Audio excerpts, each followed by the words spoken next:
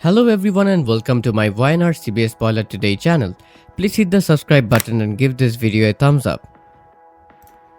Genoa City is currently standing on the edge of a massive emotional cliff, and honestly the view from the top is absolutely terrifying.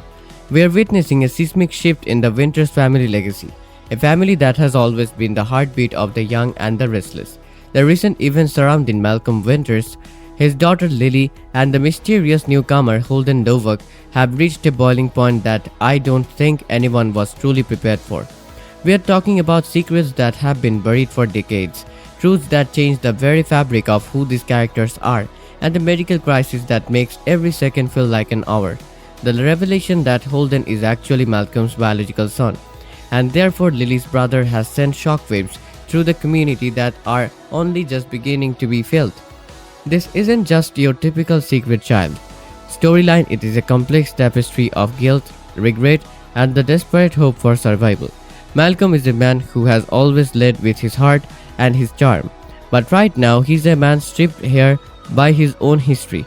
Lily, meanwhile, is being forced to reconcile the father she loves with the man who kept a whole human being secret from her. And then there's Holden, caught in the middle of a family he didn't know he had while fighting a battle for his life. The stakes are as high as they get. A life hangs in the balance, a legacy is being rewritten, and the emotional fallout is threatening to destroy the very foundations of the Winters family. It is a day of reckoning, a day of heartbreak, and quite possibly a day where the word family takes on a meaning that no one in Genoa City ever saw coming. The episode kicks off with an atmosphere at the athletic club that is so thick with tension you could practically reach out and touch it. Malcolm and Lily are sitting together and you can just see the exhaustion etched into Malcolm's face. He's trying to maintain that cool, collected exterior he's known for, but his eyes tell a completely different story. He tells Lily he's sorry, not sorry, for getting in Kane's face. It's such a classic Malcolm move, defiant, protective, and little bit stubborn. He reminds her that even the great Neil Winters had no love for Kane, which is such a stinging, effective way to justify his own anger. Lily, bless her heart, is just trying to hold it all together. She's the peacemaker, the one who carries the weight of everyone else's emotions, and she assures him that she won't breathe a word to Devon or Nate about what's going on. But then she asks that one question that opens the floodgates. Does anyone else know about your diagnosis? You can almost feel the air leave the room when she says it. Imagine how Malcolm felt in that moment, having to admit his own mortality to the daughter who looks up to him so much. It's heart-wrenching. While the emotional storm is brewing at the club, we shift over to Crimson Lights, where the setting is usually warm and inviting, but today it feels cold and clinical. Stephanie is sitting with Holden, and the poor guy is just trying to process the idea that his life is about to change forever. He is reminiscing about the man he thought was his father, Jerry Novak, who died young of a heart attack. You can see the wheels turning in Holden's head. He thinks his mother is there to talk about family medical history. He has no clue that she is actually about to drop a nuclear bomb on his entire identity. He looks at her with so much trust, wondering what on earth she has to tell him. It's the kind of scene that makes you want to reach through the screen and give him a heads up. Back at the bar, things get a lot less somber and a lot more toxic. Phyllis is doing what she does best, poking the bear. She's nattering away at Kane, trying to get under his skin, and Kane is just not having it. He's mocking her, telling her that nobody in this town respects her and that her own kids are disgusted by her behavior. He even calls her the most hated person in town. I mean, I can't believe he went that far, but then again, it's Kane and Phyllis. They have a way of bringing out the absolute worst in each other. Phyllis tries to play it off with her usual I don't care attitude, but you can see the sting in her eyes. She follows him, offering him funding for his AI project, trying to use their past good times as leverage. How can you say no to me? She asks. It's manipulative, it's dramatic, and it's pure Phyllis Summers. Kane, however, looks like he would rather eat glass than partner with her. The action shifts back to the heart of the matter. Malcolm tells Lily that for now, he is keeping his diagnosis a secret from everyone else. Lily is already in save everyone mode, hoping with everything she has that she can be a donor. Malcolm, ever the protective father, tries to manage her expectations. He tells her that if she isn't a match, there are other options, and then he drops the detail that his medical team is actually based in New York. This explains why Stephanie is back in his orbit, and it sets the stage for the massive collision of lives that is about to happen at Crimson Lights. And then, the moment we have all been waiting for and dreading actually happens. Stephanie finally finds the words. She tells Holden that Jerry Novak wasn't his biological father. She was already pregnant when she met him. You can see the doctor drain from Holden's face as his entire history is erased in a single sentence. He asks the question that's been burning in his mind. Is my biological father still alive? The suspense in that moment was absolutely killer, and in a twist that only a soap opera could pull off, at the very same moment, Malcolm is telling Lily that Stephanie is his doctor, and that Drew and Olivia were the ones who set them up back in the day. It's such a beautiful, tragic nod to the history of the Winters family, making the current situation feel even more significant. But at the coffee shop, Stephanie confirms that Holden's father is indeed alive, but he doesn't know Holden exists. She tells him this man is a good man, who might need his help. Holden, who is already dealing with so much, realizes that his mother isn't telling him this to give him a father. She is telling him this because his father is dying. He realizes the timing isn't about love. It's about a transplant. Just then, Malcolm walks into the coffee shop. Stephanie leaves Holden on the patio to go and greet him, and the tension is so thick you could cut it with a knife. Imagine being Holden, sitting there watching your mother talk to a man who just found out is your father. I can't even imagine the whirlwind of emotions he was feeling. At the club, Kane is still resisting Phyllis, but his eyes keep wandering to Lily. He sees her looking distraught, making a phone call, and you can see that despite all his bluster and revenge talk, he still cares about her. He shuts Phyllis down one last time, even threatening to use his AI to target her specifically. It's petty, but it's a great distraction from the heavy drama happening elsewhere. Then we are back at Crimson Lights for the big one. Stephanie tells Malcolm that Lily can be his donor because of her own history with cancer. Malcolm is devastated. He was pinning so much hope on Lily. But then, Stephanie says she has something to tell him that will change everything. She sits them both down, Malcolm and Holden, and tells Malcolm that Holden is a wonderful young man. And then she says it. He is my son, Malcolm, and yours? The silence that followed was absolute. Malcolm is staring at a son he never knew he had, and Holden is staring at a father who is basically a stranger.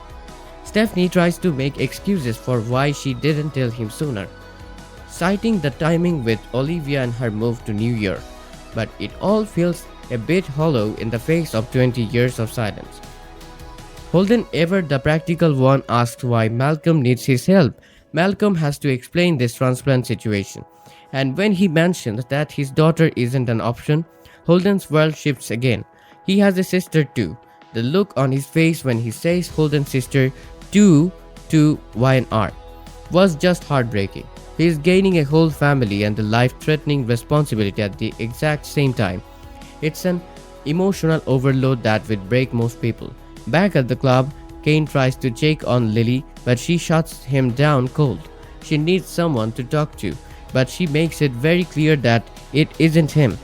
Kane leaves, feeling the sting of rejection, while Lily calls her doctor again, desperate for a way to help her father. She doesn't know yet that a match has already been found in the man she doesn't even know is her brother.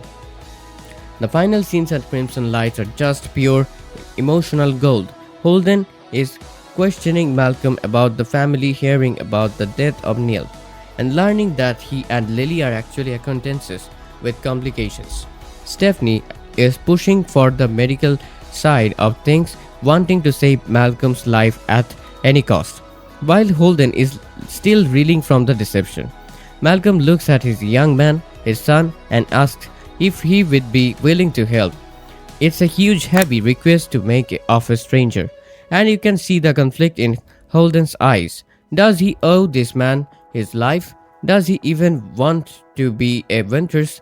Meanwhile, at the club, Lily gets the official word that she can't be a donor. She's in tears, feeling like she's failed the man who raised her. She doesn't see Kane watching her from the shadows, and she certainly doesn't know what her entire family structure has just been demolished and rebuilt in the time it took her to make a phone call. The episode ends with Stephanie pleading with Holden to go and see if he's a match, telling him he's the only one who can save Malcolm's life. It's a cliffhanger for the ages. The impact of this storyline is going to be felt in Genoa City for a long time. I don't think we have even scratched the surface of the consequences. First of all, let's talk about the Winters family legacy. For years, they have been the gold standard of loyalty and family values. But this secret from Stephanie turns all of that on its head. It makes you wonder how many other secrets are lurking in the past. If Malcolm could have a whole other child without knowing it, what does that say about the life he was living back then? It's a massive blow to the memory of Neil Winters too. In a way, because the family he worked so hard to keep together is now fracturing in a way that he isn't there to fix. Then there's the impact on Lily. She's a survivor in every sense of the word, but this might be the one thing that truly breaks her.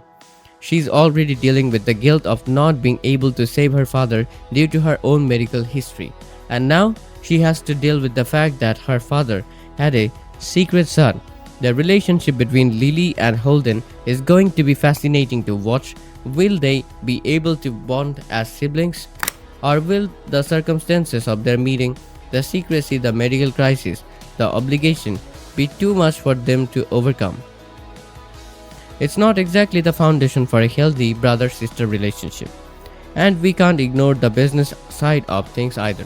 Chancellor Winters is already a bit of a powder cake with the tensions between Devon and Lily, and adding another Winters heir into the mix is like throwing a lit match into a room full of gasoline.